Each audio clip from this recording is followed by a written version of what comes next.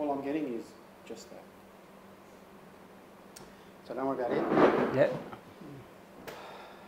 Right, you're seeing what we've been doing. Yep. Okay, so let's talk about how important is it to you to have these community groups? So what I'm going to try and explore with you is... Look, the reason I think it's important is because I can't provide the assistance that's necessary in these outlying areas.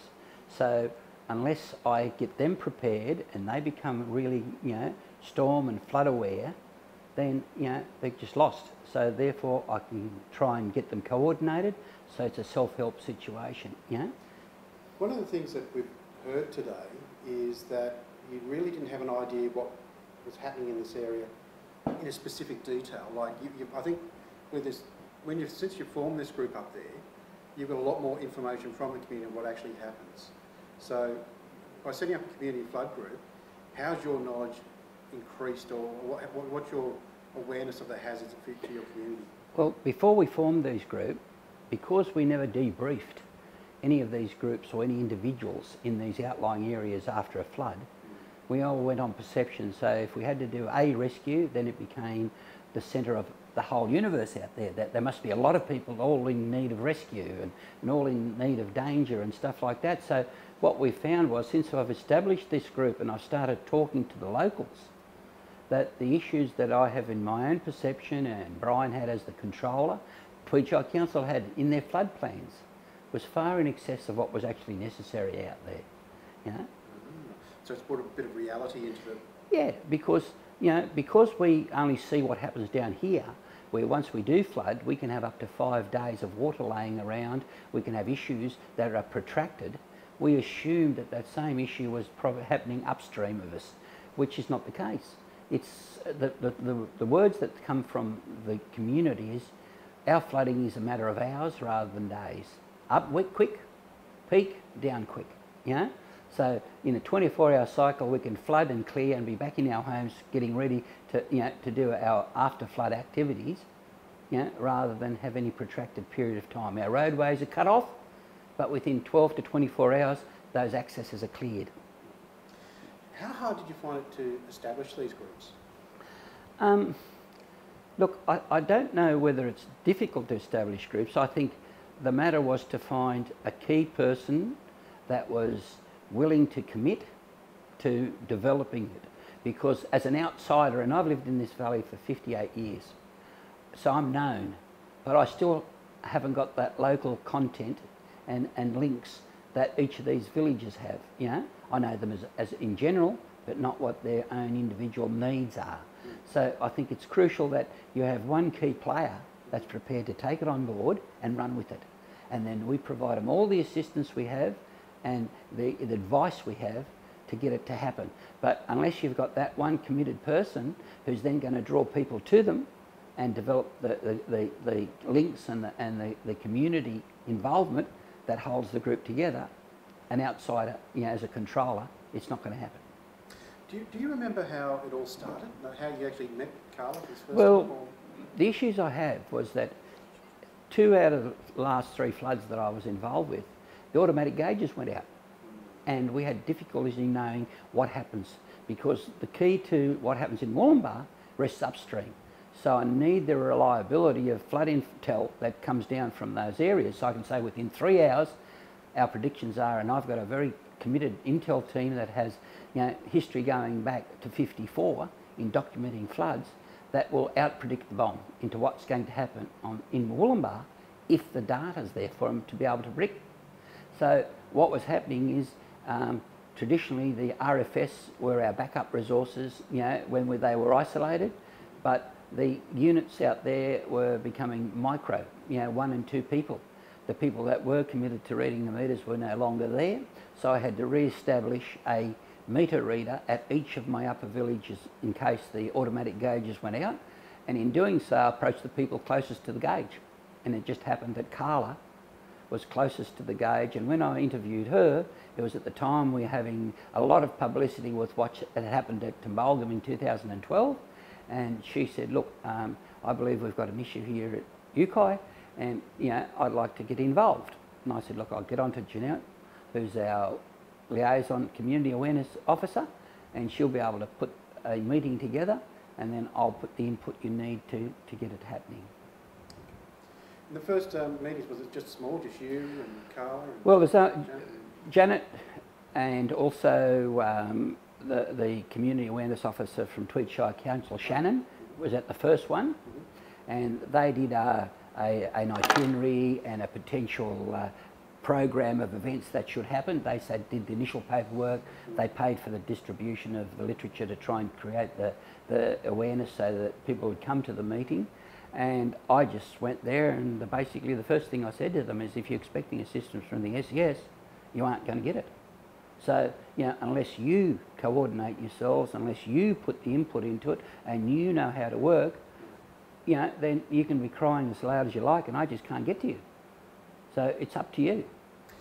How many of the meetings do you go to? Every meeting. Every single meeting? I've been to every meeting till we put it to bed, and we had our last meeting at the end of this year. So we ran for nearly 18 months to get the thing put to bed. Okay. And we'd run one a month. All right.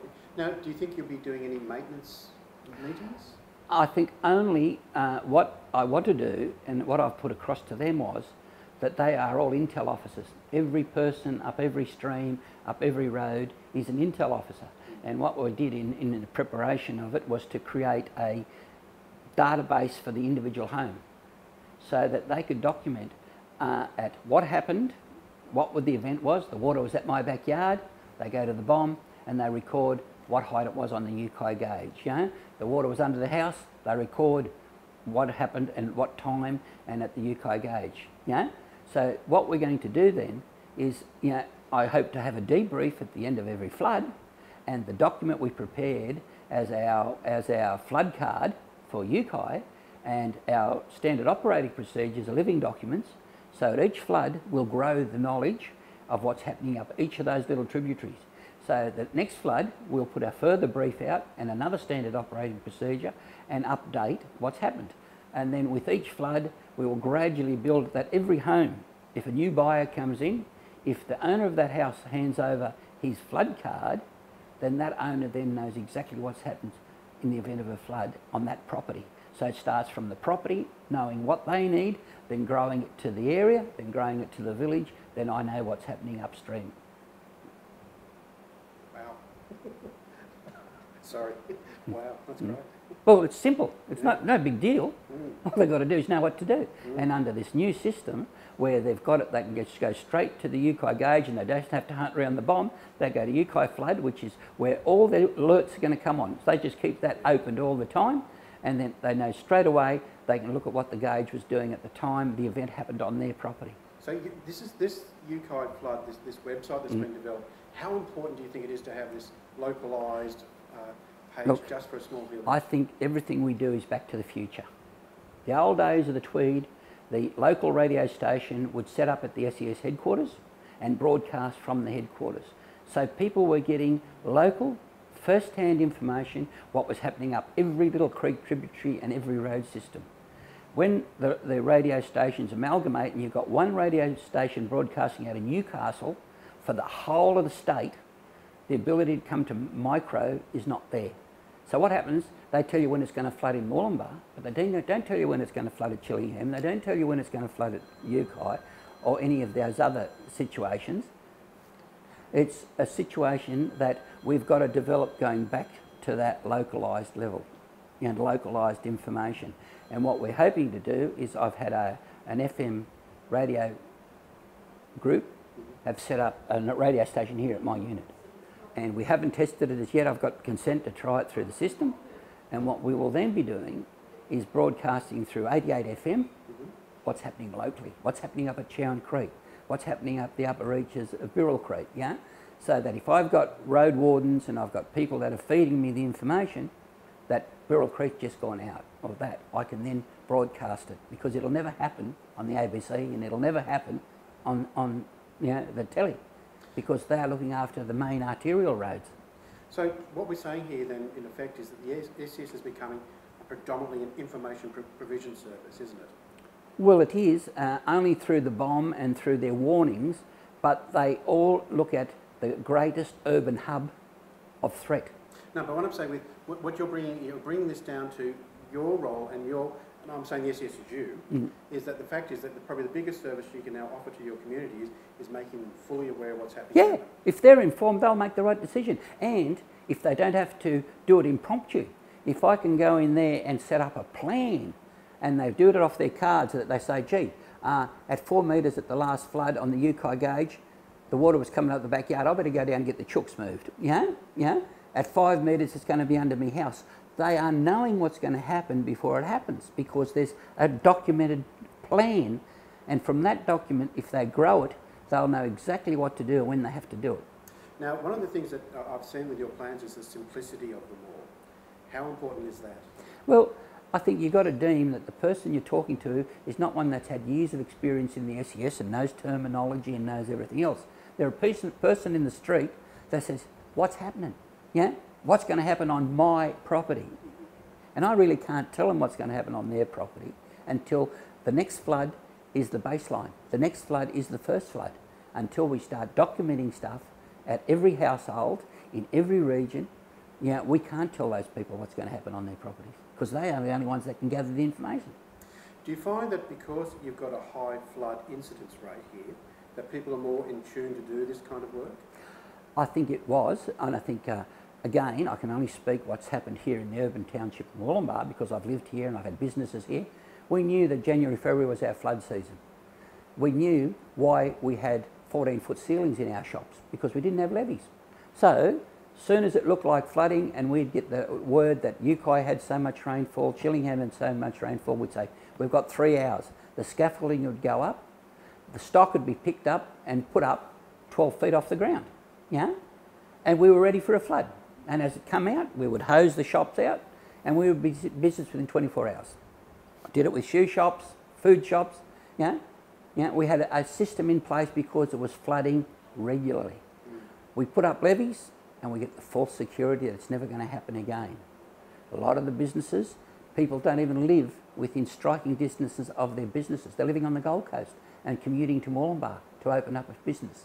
They're living at Kunga, where the road systems between them cuts off before the threat to Moolumbar is even there, so they can't get to their business. So in the business breakfast, I try and communicate with them that they need to look at the lowest denominator. From my point of residence to my business, if it looks like going to flood, when do I get cut off from my business? Do I have to shift in town to a motel to be on standby? Do I have to start getting some boxes laid out and get ready to start packing my stock? All these things we've advised, and I try to advise them, but they seem to have little impact because we haven't had water in the town since 1974. So, no, it doesn't seem a realistic threat, but when it comes over the wall, they'll have 3 to 4 metres of water in them. They've redesigned their buildings. They've put chipboard counters in. Everything's carpeted and glued down. They've lowered their ceilings for aesthetic, so they've lost the height factor to be able to store on site. So now, every one of those businesses, and I said to them at the business chamber, what did it cost you to set up your business? It cost me 150 grand. Do you have a sinking fund of 180 grand? I said, what do you mean? I said, well, it's going to cost you 30 grand to rip out all the rubbish and all the damaged counters. Then it's going to cost you another 150,000 to reset up. And if you haven't got that preparedness, you're out of business. Because when they see it as the monkey, the 3 blind monkeys, see no evil, hear no evil, take no action. So I said to them, there is 3 options available to the business community in this town.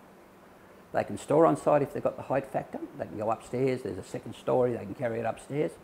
They can store off-site, and my father used to do it. He'd have a truck contractor organised with a tarp truck. The truck would back up to my old man's shop, who's in the lowest position in town. They'd load all the electronic equipment in, all the cookers and everything. He'd drive it up to the top of the hill. They'd hose the place out. The next day he'd be driving it back down, unload, back in business within 24 hours.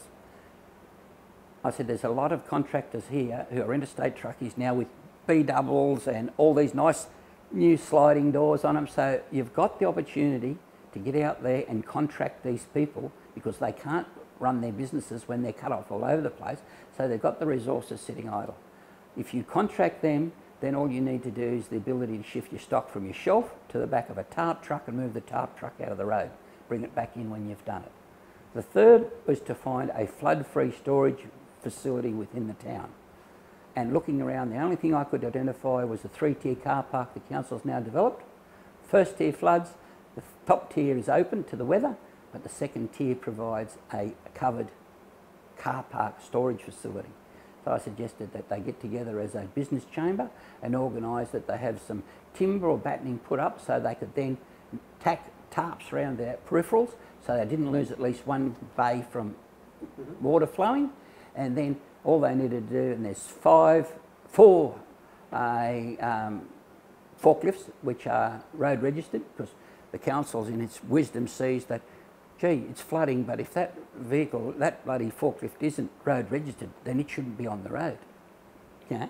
So, but there is 4 road registered forklifts on there. So then all they have to do is have a stack of pallets out the back of their premises. If it looks like flooding, box and pallet at the front door, and someone picks it up with the forklift, takes it up and deposits it in the secure, flood-free. They pay for security. All they have to do is put the same security on that site to secure it in situ. So they are the 3 options to save stock and their livelihoods. Not one thing has been done since the meeting I had and gave them. I said, I'm not going to do it for you. I can't do it for you. It's up to the business chamber. Get off its arse and do it. Yeah? The business chamber has not seen fit to do anything other than worry about, you know, having a bike trail up the railway lines, and Moolumbar is going to be the art capital of the world. But, you know, they're not looking at, you know, I would say 80 to 90% of the businesses in town, if the water comes over the wall, will be out of business. They will lose all their stock, they've got no flood insurance, and they don't have a backup of cash put into an account which says, this money's been put aside that I can restore my business. This isn't a maybe, this is going to be... This is going to happen, it's just a matter of when. So after I've given that a lot of thought and a lot of time, I've said, I can't